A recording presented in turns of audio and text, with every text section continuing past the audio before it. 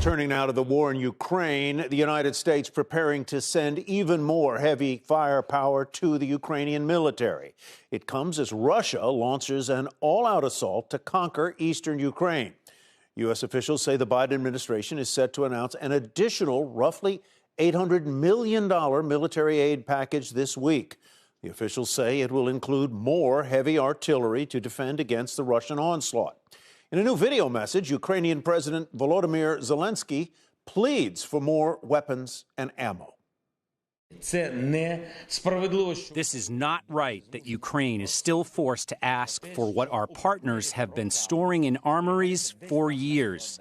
If they have the weapons that Ukraine needs, that are needed now, if they have the ammunition that we need, and we need them now, then it's their moral obligation to help defend freedom. Meantime, Ukrainian soldiers are making a final stand in the encircled city of Mariupol in southeastern Ukraine. They're refusing to surrender and vowing to fight until the end. Ukraine's National Guard released this video of a counterattack, and this is video of a Ukrainian soldier firing an anti-tank missile at an armored vehicle in the streets of Mariupol. If the city falls, it's expected Russian troops there will then join the eastern offensive. NBC's Ali Arouzi reporting live on the ground in the city of Lviv in western Ukraine tonight. Ali.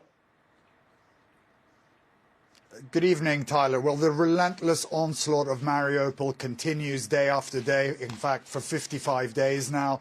And this evening, President Zelensky, in his nightly address, said that the situation in Mariupol remains tough, but possibly unchanged. And the Russians keep giving the defenders of Mariupol an ultimatum: surrender or die. But the Azov Brigade that are fighting in that massive steel mill in Mariupol are determined to hold the Russians back, even though there's only a handful of them fighting there. The Ukrainian officials are saying that the Russians are using bunker busters to go deep underground and hit the basement facilities of that steel mill.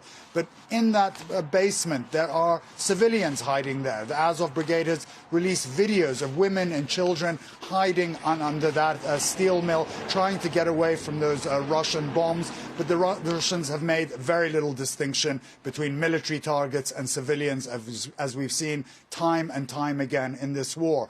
And of course, the massive offensive in the Donbass region, Donetsk and Luhansk, is underway now. The Russians have sent tens of thousands of troops there and tons of armament to try and take that area. But as Ukrainians keep saying, that war has been going on since 2014 in the Donbass area.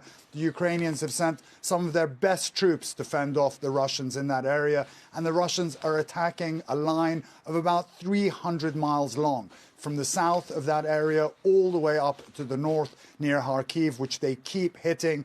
But the Ukrainians have dug trenches around there. They're familiar with that turf, and they are determined not to let Vladimir Putin gain a victory in that area.